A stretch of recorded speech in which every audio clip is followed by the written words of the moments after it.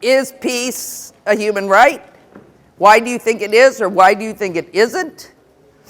And does our government, or the government you're from, if you're not, the country you're from, does it believe peace is a human right?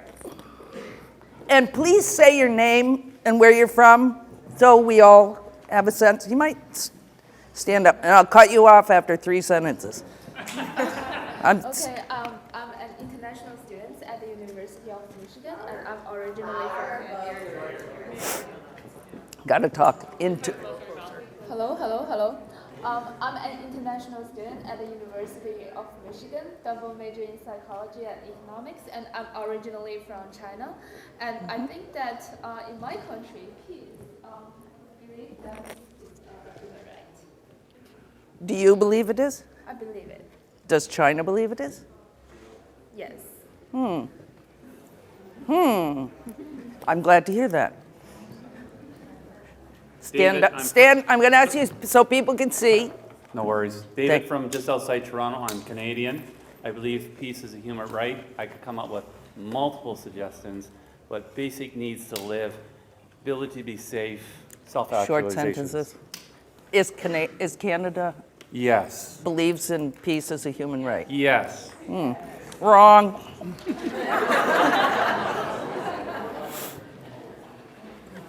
Hi, I'm Russell Chapman. I'm from Toledo, Ohio, and I do believe that. You almost have to eat it. And I believe that peace is a human right, and Why? because everybody has the right to peace in their own mind, and I feel like everybody has the right to say that everybody has the same rights as they do. In the U.S.? And the U.S. I don't know about that right now with the person we have right now, but Well, hey, well, it's not just him. yeah, it's not just him, but Okay. yeah. Thank you. Thank you. Question. 6. What would be considered a human right? Like, what is the basic? Stand up and ask the question. Okay. So I had a question. So we're asking you to define, is peace a human right? But what is a human right? How would you define that? Because peace is hard to define. Well, so are you wanting a definition of human rights or peace? Yes. Before I answer the question, I would like a definition of human rights. I want you to tell me yours and answer the question. Okay. So I guess my definition of a human right is something that could be provided and should be provided for all people. So I guess with that view, I would say that yes, peace is a human right, because even though it is not provided, I believe it should be an option. We all know that eventually. All right, cut it off, baby. All right. Short, declarative sentences. My name is Jody Tull, and I was born in Ann Arbor, Michigan, living in Heidelberg, Germany. I absolutely believe that peace is a human right because we are here, we're meant to thrive. And peace is a prerequisite to thriving. Does Germany believe in peace as a human right? Yes. I think they've rebranded, they've regrouped, and in their rebranding and regrouping, yes. Come on, you can do it. Stand up, put it right close to your mouth, or we won't hear you if you do this. Hi, so I'm a student at the University of Michigan. I'm studying biomedical engineering, so this is kind of a fun treat outside of my normal classes. I think it's a really interesting question. I initially want to say yes, but then I think of Maslow's hierarchy of needs. I don't know if any of you guys are familiar with that. I actually just Googled it before this conversation started. And food... Short, declarative sentences. Well, okay, so until we can provide food, housing, and water, I think safety and peace comes after that. So it's a hard question for me. I don't know. That's cool. Anybody with a burning desire? Okay. Talk right into it. My name is Darius. I'm from Muskegon. My name is Darius Riggs. I go to Muskegon High School, and I think, yes, every human has a right of peace. I believe that everybody should be treated equal. And in my country, I think, no, everybody is not getting treated with peace. There are different religions, minorities, All right. for people that are no peace. Cut it off. Thank you. We got to get as many as we can. Yes, young lady in the stripes, I like your garment. Up. My name is Suleiris. I'm from Puerto Rico. Hi. I believe that peace is a human right. Sadly, I'm pretty sure with the situation right now, Puerto Rico does not believe in peace with the students, and there's like a huge debt. Our universities in a crisis, many things. Short sentences. Thank you. Yes. Stand up. Eat the mic. My name is Eli Richards, and I go to high school here at Pioneer High School. And I do not think that peace is a human right, because I think that human rights are kind of a figment of our imaginations, and I don't think enough people imagine peace to be a human right. I wish that it was, and I would like to think that I imagine that, and I want more people to imagine that. How about the U.S.? I don't think enough people imagine it here. Does our government? And I don't mean Trump. I mean all U.S. governments over history. Yes, I understand. It's a simple yes or no. I think no. Thank you. Jody, is your mic on? Yes. No, you're. Oh, I don't know. These are recording mics. Oh, no, or you get the, well, Should I get our resident conservative, Mark? Come on, Mark. You know I've come to love you and your twisted thoughts. No. Yeah, out of 700 people, I am the only conservative. You are here. not. That is a lie. I have not met one yet. Because they're being quiet and flying under the radar. And I'm not. No, you're not. I like that about you. The human right? Yes, but I will protect my family first, and if somebody threatens that. That's different. If they don't want it to die or be hurt, then don't attack my family. Cool. Simple. How about our governments? Think honestly now, Mark. Back to the definition of peace. They do want peace. Yeah, I that's believe cool. I believe they do want peace. Cool. Or the objective. Stand up, please. Speak into the mic. Yes. Jody, living under the bomb is not a life. Living under drone strike is not a life. So I think we have to reclaim it as a human right. Thank you. Did you all get that? Living under the threat of nuclear bombs is not believing that peace is a human right. Living with drone strikes, which are extrajudicial execution, i.e. murder, unless they are being used in a declared war zone. Yes, Emma. Okay, hi everybody. My name is Emma Zika, and I am a Whitehall High School student, which is I believe that peace is a human right, and that the feeling, like the sensation of being at peace is also a human right, so that would include being fed, sheltered, and cared for. Does the U.S.? No. Okay. Yeah. Hi, my name is Bobby Ghosh. I'm from New York and I live in New Delhi at the moment. I believe peace is not a human right. I believe it's an aspiration. I don't think the United States government or the government of India, I don't believe any government should regard peace as a human right. I think it would be irresponsible for governments to take that attitude. Who else? I'm not sure I would call it a human right. I would call it a human necessity in order to be able to thrive.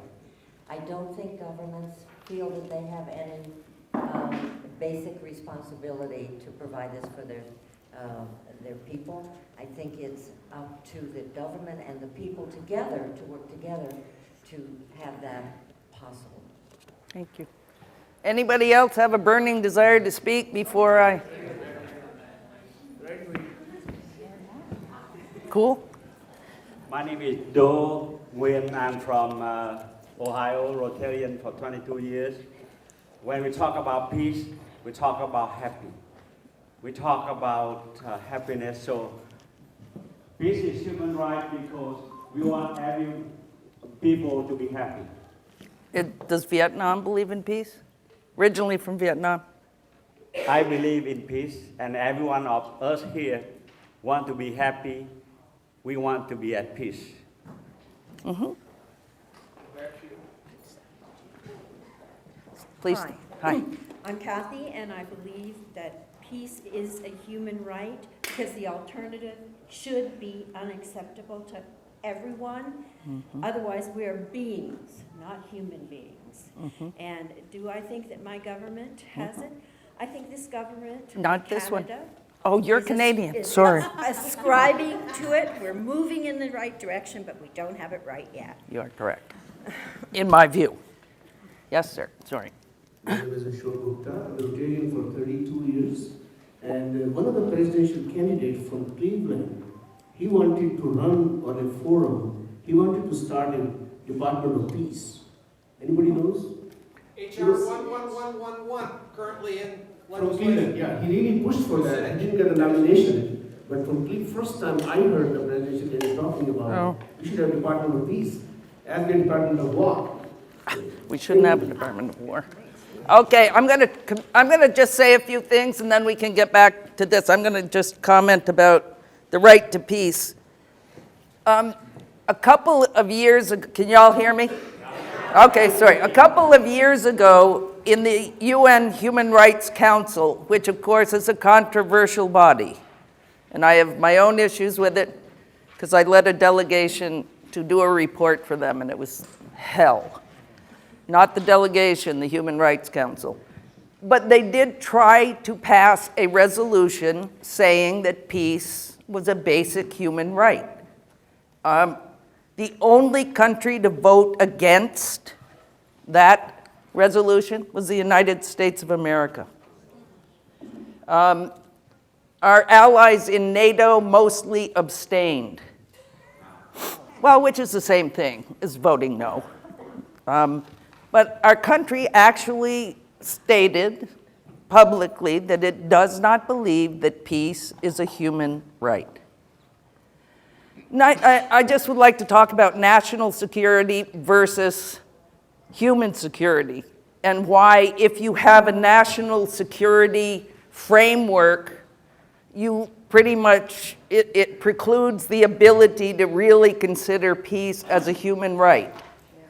If you shift your thinking to human security, human-centric security, then you are more inclined to believe that peace actually is a basic human right. I happen to believe it is a basic human right. I believe that the human rights that are embodied in the UN Declaration of Human Rights are universal. Unfortunately, they are too many times aspirations and not reality.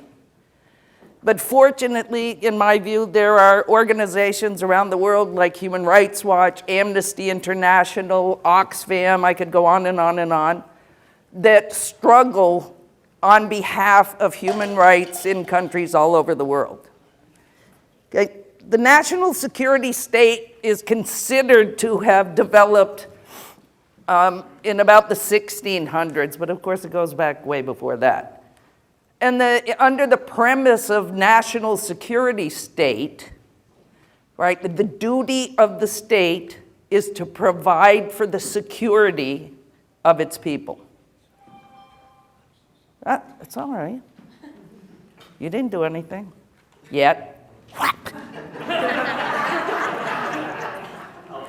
It is the duty of the state to provide for the security of their people. But in my view, the way that is defined is extremely narrow. It means I will protect you if another country invades us, which is probably useful.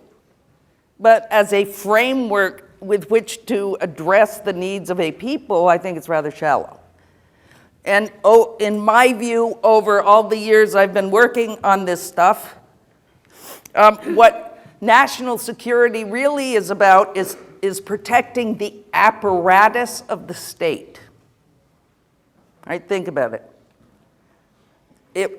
The purpose is to make sure that no matter what happens, the apparatus of a state, not just here, the apparatus of a state survives war. The United States, for example, I can't speak to other countries because I don't know. But the United States has an evacuation plan to get the most important people in Washington out into the hills underground if there were a nuclear war. The rest of us be damned. And if you've ever been to Hiroshima, I swear to God, the first time I went, I recommend that you go if you think that nuclear bombs are useful. I swear to God that I could feel the spirits, and I'm an atheist, just to horrify you further with my tattoos and my hair, but I am spiritual. I swear to God I could feel the spirits of those people who were vaporized like that. And then we did it again a few days later to test a different bomb. But if you really believe that the important thing is to defend the apparatus of the state, then you really are not believing that peace is a basic human right. A converse way of looking at it is human-centric, individual-centric. It's human security, which does not mean that there is not a national security component.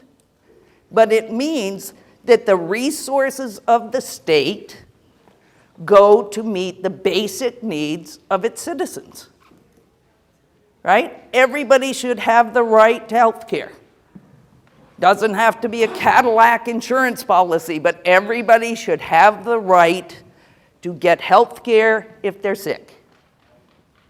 Everybody should have the right to some form of decent housing. It does not have to be a mansion in Grosse Pointe. Are there mansions in Grosse Pointe, or am I misremembering? Mansions in Ann Arbor. Wherever. But you should not have to live under a bridge.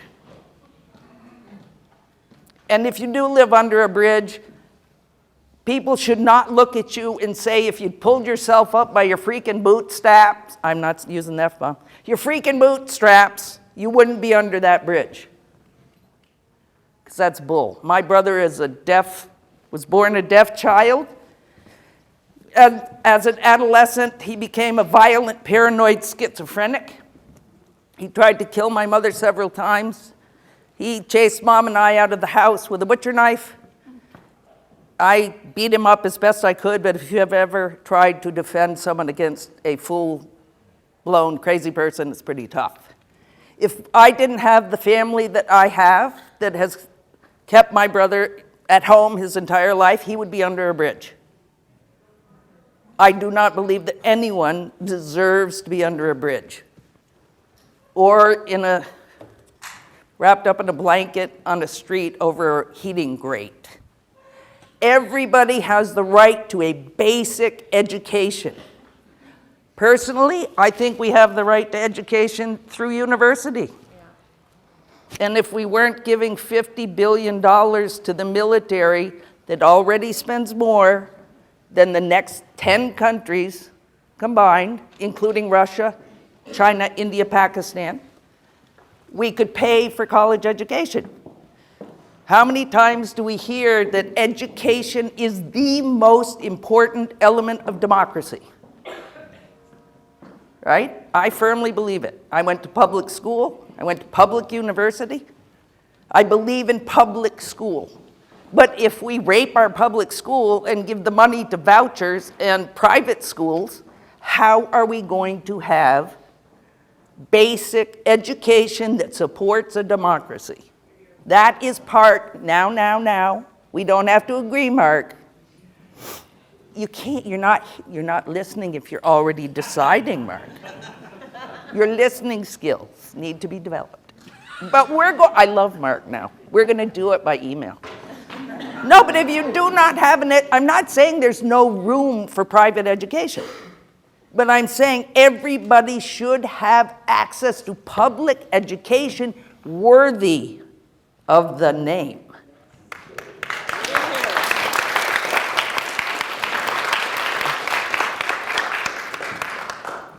if everybody's basic needs are met, there is less unrest. It does not mean that we would suddenly become angels and there would be no violence. But people tend to get violent when their needs are not met, when they have no hope, no option. That is what human security focuses on, not national security. As you can imagine, most of the countries of the world do not embrace human security because too many of the countries of the world make a lot of money. I'm really trying to be good. I wasn't joking there. I'm trying to be good, Thinking of my mom, I won't say F, Mom. Too many countries make tons of money off military weaponry. United States, France, the UK, even Sweden sells a lot of military equipment. You cannot pretend that you believe peace is a human right if at the same time you are selling weapons to countries that are killing their own people, if you are selling weapons to countries that are dictatorships. One of our good friends, Saudi Arabia, nice country. Unless you're from somewhere else and you're one of their practically slave labor. We sell weapons to Saudi Arabia. I think we really need to think about what does it mean when a candidate says, I'm running on national defense. Right? I'm at a campaign event and I'm strong on security. I have never heard a person ask any candidate, what does that mean? Right? What does it mean? I want to be strong on security. Nobody ever says, does that mean that you think we should modernize our nuclear weapons? The hell does that mean? You can already blast the crap out of the entire planet. Why do you need to modernize them?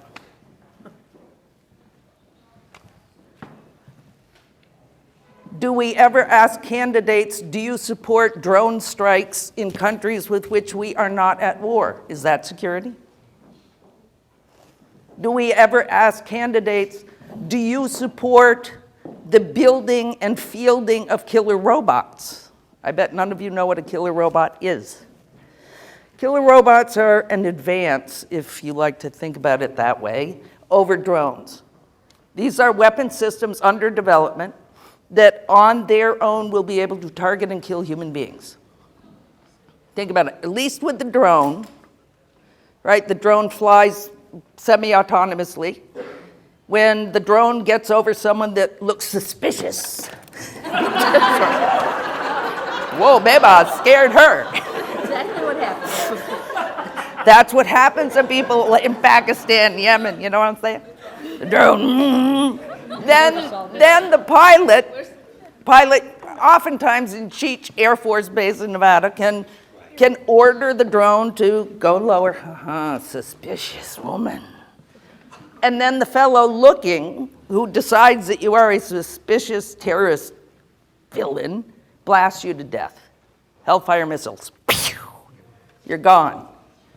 They want to remove that human being from the process. Now think about that. Weapon systems that once programmed and set loose in battle are being given the right to decide whether you live or die. And the United States of America is the leader in the development of killer robots. I bet that doesn't surprise you. My husband and I started a campaign in our kitchen, a couple years ago, I can't remember. It all mushes together to stop killer robots. And within 9 months, we terrified the governments of the world because they thought they'd be able to slip them under the radar just like they did drones. And they're talking in the UN about restrictions on killer robots. But we need help because most people don't even know they exist. And just so that, just so that we really understand that anything that is done comes back to bite us, I want to tell you that the state of North Dakota is the first state in the United States of America that has passed laws allowing local law enforcement to use drones, to use weaponized drones, non-lethal, against US citizens in their own state. Ponder that one. Non-lethal weapons include concussion grenades that kind of knock you confused onto the ground. They can use rubber bullets, which have killed people in the world. They can use tear gas, et cetera, et cetera, et cetera. I'm not saying this to scare you. I'm saying it to say that if we don't want this, if we really believe in peace, it's not just about being nice to other people, and it's also about tackling the issue of what is defense. Attacking countries all over the world because we can is not defense, it's aggression. I don't care who does it. When Russia invaded Crimea, I thought that was wrong too. Unfortunately, our country has the biggest history, longest history since its birth in attacking other countries. It's really sad, but it's damn true, and I can provide you with a list of the places we've invaded. And that doesn't include CIA and all the other fun stuff. But it can change. In 1948, Costa Rica, I know it's small, it doesn't matter, it's an example. Costa Rica disbanded its military and uses that money that would have gone to weaponry for the social well-being of its people. Shock, shock. In my view, the purpose of government, especially if it's a democracy, is to take care of the needs of its people. And when we somehow think, oh, the government will do that, I'm thinking, who's that clown? I'm sorry. I think I'm a clown half the time. Who is the clown in Washington that suddenly got elected? And I'm not referring to any individual, and I mean that. Whether it's a Democratic idiot, a Republican idiot, I don't care. But who are these people that have no experience, come to Washington and decide our future? And suddenly we're like, oh, the government. It's like, hello, who are you? You were a used car salesman before you were elected. And that doesn't mean that you can't be a used car salesman to get elected. But don't give up your power as a citizen because you think the government is going to take care of you. It isn't. The government anywhere only takes care of you if you get up off your butt and you press them to do what they say they're going to do. What do you think about that, people? What do you think about weapons? Well, nobody's going to say they like them, I hope. Although I don't mind skeet shooting. Archery. Do you have a thought? Anybody have a thought they want to share? It can be diametrically opposed to anything I say. I don't care. Terry Link from the Peace Education Center in Lansing. Stand up so we can. Sorry. Thank you. In Michigan, as well as 2 other states right now, everybody in the Michigan delegation, including our 2 Democratic senators, are in full support of a ground-based missile defense system in Fort Custer, which is over by Battle Creek. This is a system that the military itself has not asked for. The Pentagon has not asked for this. It's an economic development boondoggle of $3.2 billion, which is what everybody in the delegation, except the Freedom Caucus's Justin Amash, is supporting moving it here, even though they don't want it. It doesn't work. There's a number of reports, Union of Concerned Scientists. It's the military-industrial complex that drives the whole thing. The F-35 is in 46, it's completed in 46 out of the 50 states. If you pull the F-35, everybody that's running for office in those places is going to say, no, we can't lose the jobs. Yet study after study shows that more investment in green technology, infrastructure, education, healthcare bring way more jobs in military. It's true. If you want more information, link at msu.edu. Or look at the Federation of American Scientists. I mean, there are tons of organizations that report on this. You do know that the person who coined the phrase the military-industrial complex was not a tree-hugging liberal from Vermont. It was Eisenhower.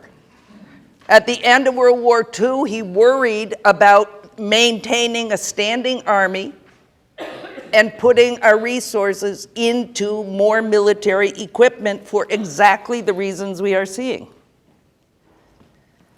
And yet, you know, shoot, so to speak. Donna. So I would like to say that the government that doesn't care for us and the military-industrial complex is us. And therein is the problem. We don't claim that it is us, and we do not engage in dialogue that allows us to care about each other. We do not develop the relationships like the young man did when he went to live with the people who slaughtered his family. And until we can say that which I abhor is me, I'm going nowhere fast. Mm-hmm. When you know something and you think it's wrong and you take no action, it's complicity. People hate to hear that. If you know, for example, I'm going to touch a subject that makes every man quake in his shoes. If you know sexual harassment and rape is wrong and you do nothing, you're complicit. Men who actually really believe that it is wrong and would never rape should stand up, join with women's organizations working to stop sexual harassment and rape, and take action. Being quiet about it does not mean that you are not complicit, and it does not mean that you do not necessarily engage in sexual harassment yourself. Baby, baby. Oh, I'm just telling you you're beautiful because it makes you feel good. Bullshit. It does not make you feel good. It makes you feel invaded.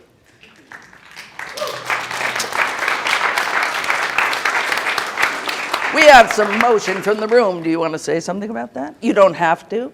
Anybody over here? Comment? Observation? Yeah. Good.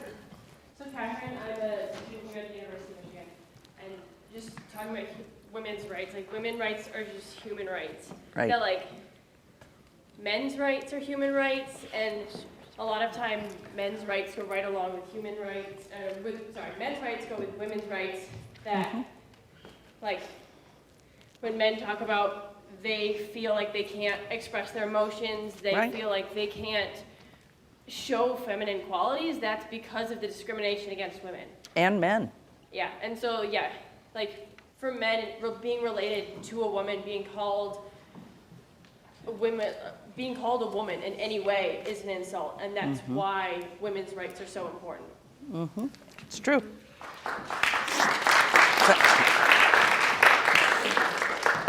I'm a feminist, which probably doesn't surprise you, but I will define feminism.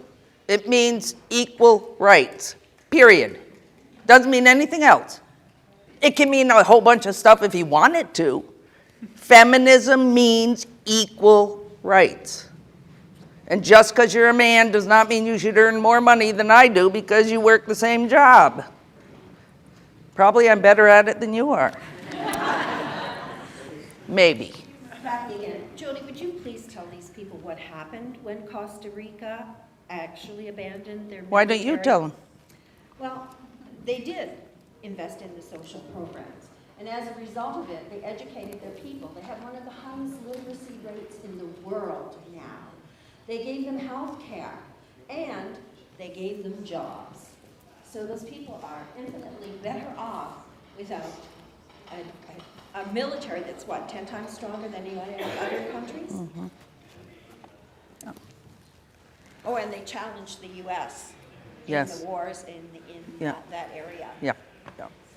For which Oscar Arias, the former president of Costa Rica, received the Peace Prize. I can't remember what year. Damn, I was going to say something I forgot. Anybody? Oh, it's okay, it'll come or go. If it wasn't that important, who cares? Somebody else have an observation, thought? I just wanted to say that I think Will you on your feet. Name, rank, serial number. My name's Angela. I'm from Taylor, Michigan. And I did want to say that I think there is one exception in our government in my lifetime that does believe that peace is a human right, and that is Mr. Jimmy Carter, former president. Yes, I agree. No, Wait, he does now. well, he does not. He didn't as president. I agree. No, Jimmy Carter has been a great former president. He was not that effective as a president, and he caved in. Okay. Oh, during Jimmy's term, I think it was that the nuns were killed. No, that was later. But it was later. Military aid had been cut off to one of the countries, Guatemala, Nicaragua, Salvador, I don't know, during Carter's time. And there was military pressure on him, both from whatever country was cut off and the military of the U.S., to reinstate it, and he did. I was going to say something I'm not going to say. No, he is an outstanding former president, and I think his experience has helped him understand that peace is a human right, and that he says he's a feminist. He says that Christians who only talk God and do not act out God are not Christian in his view. In fact, I think he resigned from the Baptist Church on those grounds. Yeah. So yes, he's an awesome former president. Once they get in power and the pressure is on them, it's really tough. That's not an excuse. I'd never run for office. Sorry. Hi, I'm Catherine. I'm from Bowling Green, Ohio, and I just want to add that yesterday was the Trans Day of Visibility, and we have yet to mention it in any of these sessions. Any of the violence that happens to trans people and its allies, we need to recognize that. Of Trans Day of Disability? Of visibility. Of visibility. Of showing and Yep. showcasing trans lives. Yesterday was the Trans Day of Visibility, and it hasn't been mentioned. I have many friends who are trans. I love them all. I love you no matter what you are. Well, more or less. There are a few I could pick out that is not the case, but wow, we got a lot waving. We have a young one. I like, stand up. Didn't you speak before? You can speak again. Stand up. I actually have a question. So kind of looking at the Costa Rica case example and the argument for defunding the military, is there a concern that if we, considering our past history of aggressive behavior and kind of like this national security stance, then defund the military, is there a period of vulnerability in which there's still expected retribution from countries who are, for lack of a better word, salty that we've been horrible to them for lots of years, and kind of the growing pains that go along with that? I don't know how many of you, did you hear the question? Yes. If we lowered our military, would we be attacked? Who knows? But and how many people in this room know that there are negotiations underway right now for a nuclear ban treaty? Not many. Nuclear weapons. In one of the committees of the United Nations, they voted that the UN should negotiate a treaty banning nuclear weapons. And the first phase of negotiations started last week. As you can imagine, the nuclear powers are not happy about that. And part of the reason is that it's been pursued in a humanitarian disarmament framework, which I'm sure you've never heard of. It grew out of the landmine work. And we were able to get militaries and governments to give up landmines because of the humanitarian cost versus the short-term military goal of using anti-personnel landmines. Okay, the same thing with cluster bombs, which the ban treaty was negotiated in 2008. Part of what happens even when countries have not signed it is the stigmatization of a weapon is so powerful that it makes it harder for a country that wants to see itself as legitimate to use said weapon. So a huge bunch of NGOs started a humanitarian disarmament campaign about nukes. And if anybody does not understand that dropping a nuclear bomb on a city is killing only civilians and does not bring us security, I really would like to chat.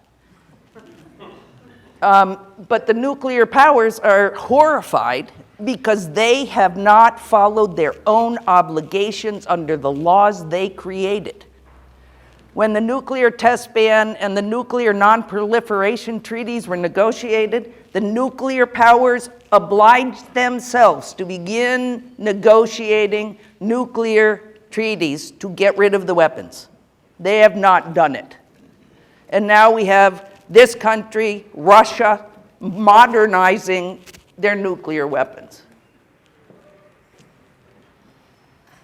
One of the things, I don't live in fear of a terrorist attack. I highly doubt somebody's going to blow me up in Vermont, except for maybe Mark. Oh, you know I do love you now, and you're never getting away from me, Mark. However, I live in terror of a nuclear war. I want to know why 9 countries have the right to hold this entire planet hostage to the possibility of nuclear obliteration. And why do we think that is okay? Why do we think that's okay? Makes me want to scream. Ah! I'm going to let the young lady talk first and then the old man. I'm old too.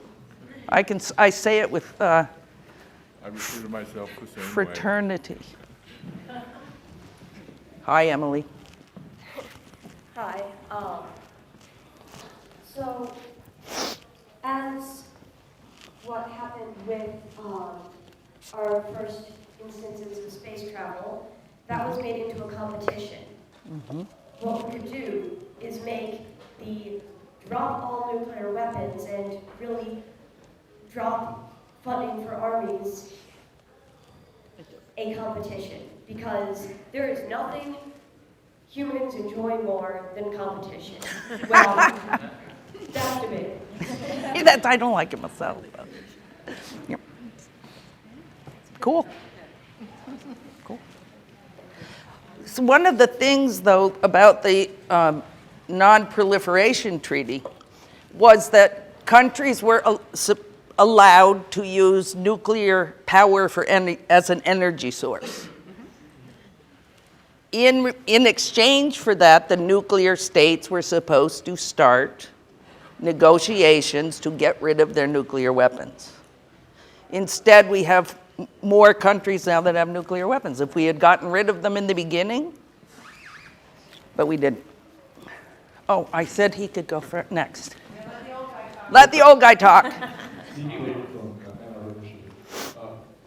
Talking about how little attention this conference and nationally the nuclear problem is getting is that even though our land-based missiles are really redundant, given that we now have submarines Yes. and drones and other delivery systems, they are still in the United States and the Soviet Union under the launch on warning trigger. Yes. In addition to the Cuban Missile Crisis, we had 3 or 4 occasions in which it was almost an accidental nuclear war. The launch on warning is a decision maker about 15 to 20 minutes to decide whether to let it rip or not. I want to just say, unfortunately, I cannot remember the name of the movie. Maybe somebody will when I mention it. There is a movie about a Soviet military fellow who was in charge of, pushing the button or whatever when he got the man who saved the world. The man who saved the world. He got the signal that he was supposed to launch the weapons, and something in his gut knew that there was a mistake. And he chose not to do it. And we're here today because he chose not to do it. It should not be like that. We should not have to worry about that happening. Yeah, robots don't have no choice. We shouldn't have robots. Is this my boyfriend, Al? It is, darling. How are you? I'm awesome now that you're here. My name is Al Dubitz. I co-founded the Rotarian Action Group for Peace. Jody's talking about the number one issue that threatens all of us, the whole planet. And I would love it, personally, I would love it if Rotary International would make a statement to eliminate nuclear weapons from the planet. How many of you would agree that you would like to see that? How many would you say Rotary should be cautious because it might smack of being political? Please talk to your district governors, please talk to John Rico, please talk to everybody you see. That it would enhance Rotary International's image worldwide if they made a profound, clear statement to eliminate nuclear weapons. And that we know how to do that through negotiation and so forth and so on. It is totally possible. It's complicit if we don't. I thank you for the survey results. I just want to, aren't we supposed to be done? Oh, no, we're supposed to be done. Wait, I wanted to say something. I keep forgetting what I wanted. Okay. Wait a minute. Before I forget, artificial intelligence. No, I'm not going into that. It's way too big an issue. But it's part of killer robots. And there is an international association of roboticists, which is a hard word to say. Try that one. Roboticists. Computer people who deal with AI, et cetera, people, the man in charge of deep AI at Google, all the big companies. We worked with them, and they made a statement about AI for the benefit of humanity. And part of that statement, I know I have huge issues, but I'm not going there on that one. Part of that statement is a call for no killer robots. And the reason for that is they do not want to make the same mistake that nuclear scientists did when they did not walk away from the nuclear project at the end of World War II. There's only one scientist who walked away, and that was Sir Joseph Rotblat. I had the great honor of meeting him. I wish I'd known him sooner. Every woman who's ever met him fell in love with him. He is so charming and wonderful. Well, he died. But he is the only nuclear scientist who had the wherewithal to walk away, and he dedicated his life to getting rid of nuclear weapons. And these scientists who signed the no killer robot letter do not want the same thing on their conscience, which I think is pretty outstanding. Now, I think we have time for one more. I'm going to give it to the young lady because we old people get to talk all the time. Hi, my name is Chloe Scott, and I'm a junior studying at Arizona State University, and I'm studying nonprofit leadership and management. And in my coursework, we always talk about the Band-Aid versus cause-based approaches. And I just have to say, I think, obviously, I'm on forward with all the getting rid of the nuclear weapons and these military approaches, but I do think that's a Band-Aid approach. And what I have learned is that it's very much needed to have Band-Aid, but also prevention approaches. And I think where this, how we could do a prevention is it's a fear and a lack of trust that leads these mentalities that I need to protect myself, and the only way I can is to have the biggest nuclear power. And instead, I have been very fortunate to travel to 21 countries in my life, and I'm 21 years old. Put the microphone closer. Sorry, That's I'm okay. 21 years old. And these experiences that I've had, and they've all been through international volunteering, well, majority, sorry, but I have gotten to have these amazing cultural immersions, and that has really shaped my compassion for other people. And I look at my peers, and they haven't had similar experiences at all, and they're not feasible for a lot of people. And I think if we just expose people to other cultures and we force these conversations and conventions like this, we can do the Band-Aid approach as well as this prevention approach to change mentalities as a whole. Oh.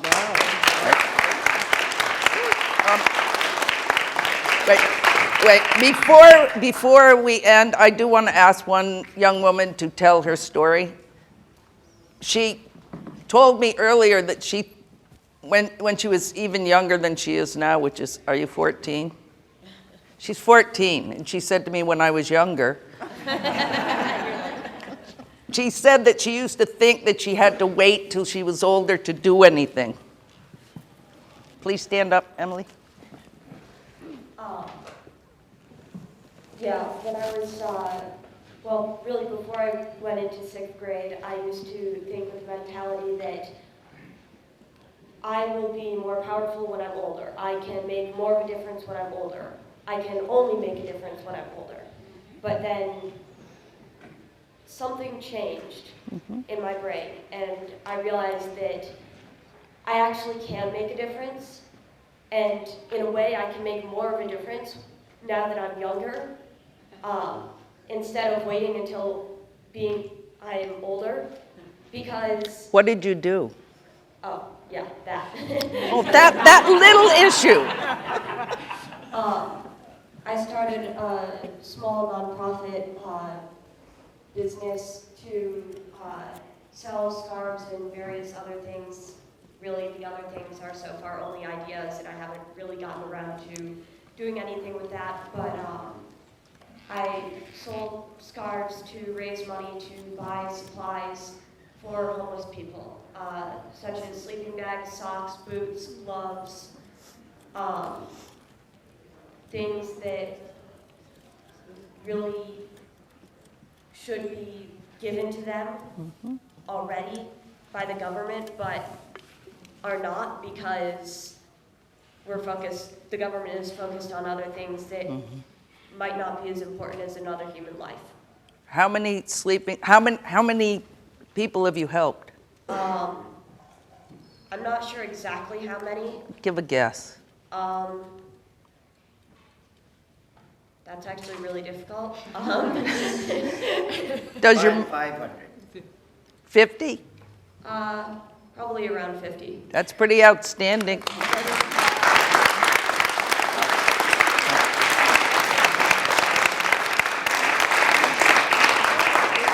You don't have to wait till you're an old bat to make a difference.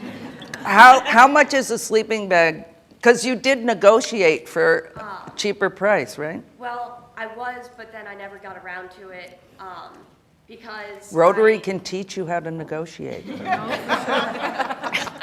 No, but how much is a sleeping bag? More or less. Depends. Just give me a guess. I try to get them on sale for generally less than $100. Okay. Currently the name is S4 Homeless, or Scarves Stuff for the Homeless. That is totally cool. At any age, you can make a difference. I want to thank everybody for coming. I want to thank you all for participating. I'm sorry everybody couldn't have a chance to talk, but this is a big group.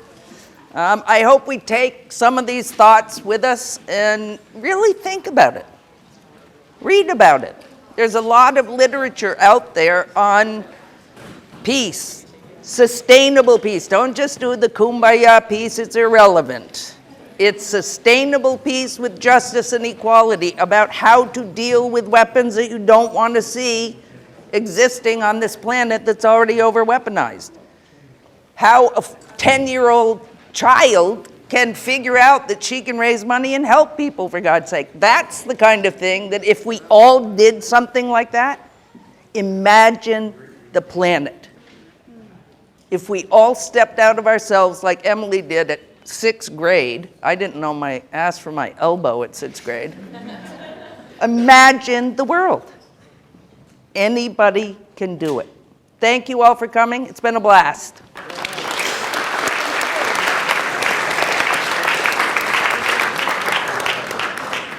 Thank you for coming, everybody. It's been a blast.